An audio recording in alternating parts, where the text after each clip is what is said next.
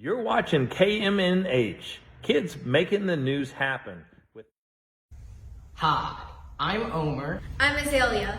I'm Thaddeus. I'm Emmy. I'm Malcolm. I'm Tulip. And you're watching KMNH, Kids Making the News Happen. Today is Wednesday, August 5th.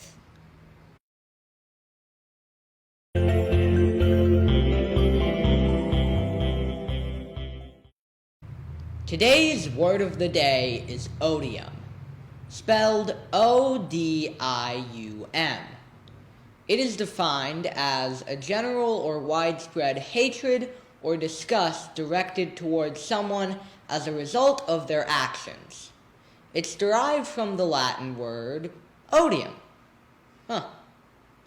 It can be used in a sentence such as, there was an odium for her after she said that she liked eating bits of plastic on her pizza.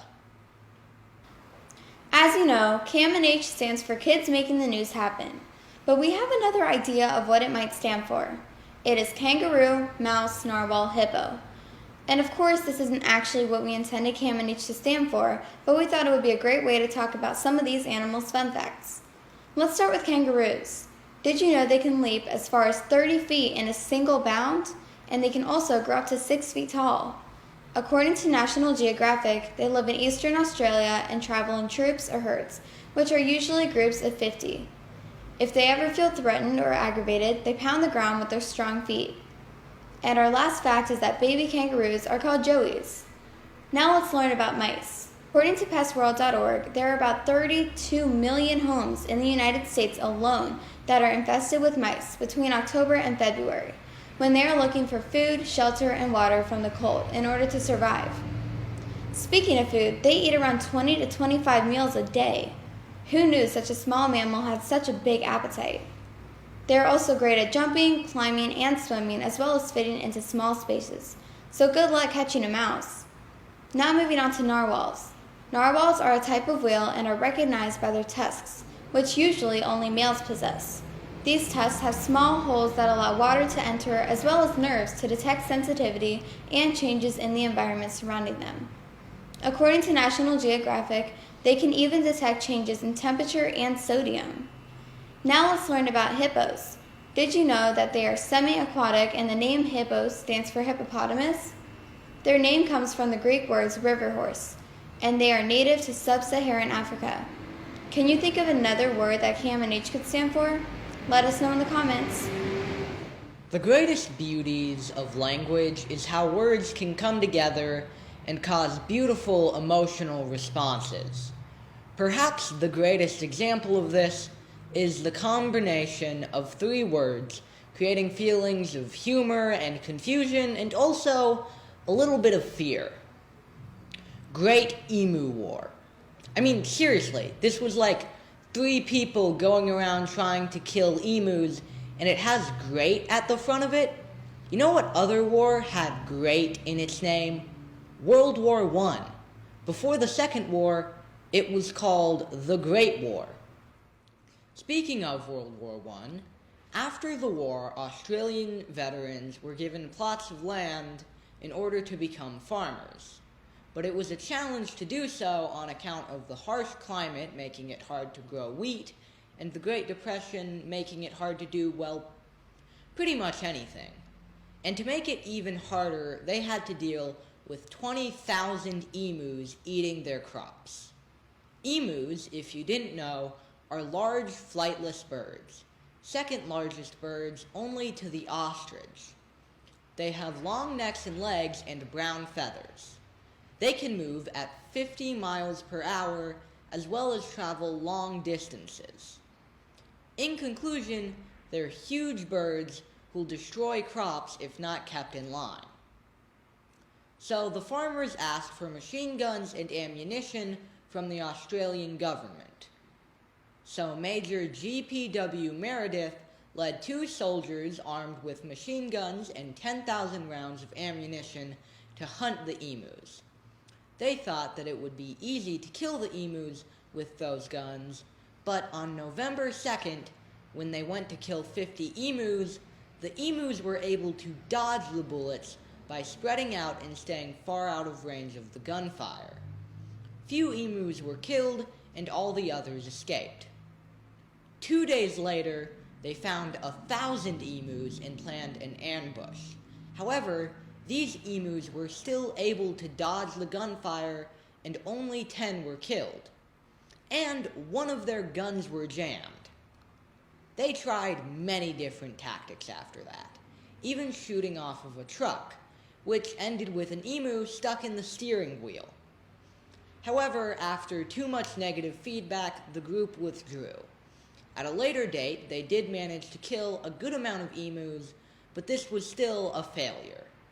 In the end, the most effective strategy was to have a bounty placed on killing an emu, causing locals to go and hunt them, and thus ended the Great Emu War, a war that somehow Australia lost.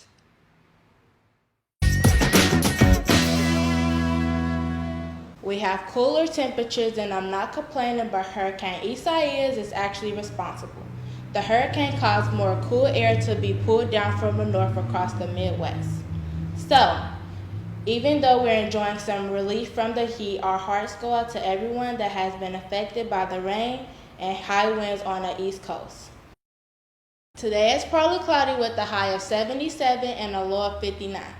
When we wake up tomorrow morning, our humidity will be at 45% and the sun rises at 6:43 a.m. and the sunset is at 8:45 p.m. Winds are light at 5 miles per hour. Tomorrow is 81 with partly cloudy skies. Right now we're looking at sun and no rain until Tuesday. But who knows? Remember, this is Ohio.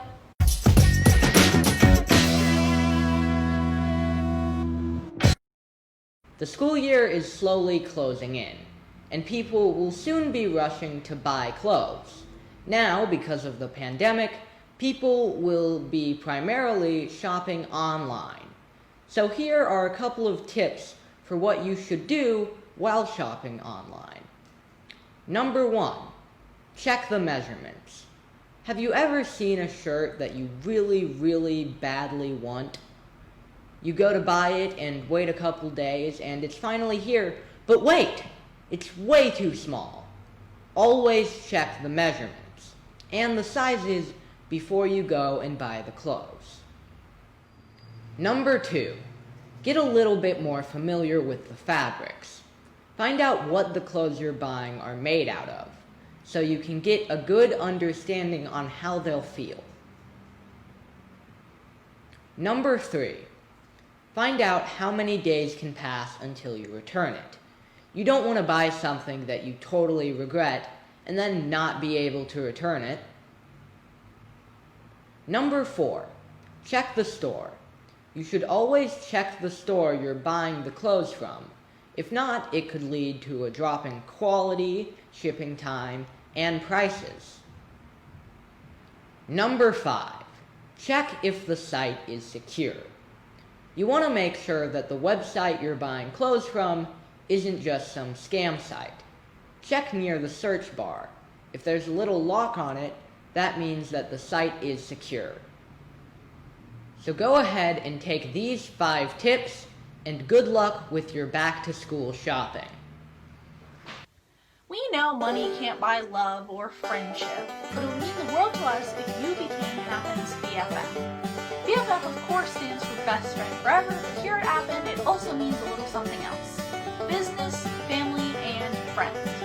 All you need to do to become a BFF supporter is make a small donation. Just go to happening.org and click on the donate link. We thank all past, present, and future BFF donors. Thanks for tuning in to KMNH, Kids Making the News Happen. KMNH is brought to you by Happen Inc. and is filmed in the Happen Studio in Northside on the corner of Chase and Hamilton. I'm Omer. I hope that you've enjoyed this broadcast, and I hope that you will tune in again tomorrow for more Kids Making the News Happen.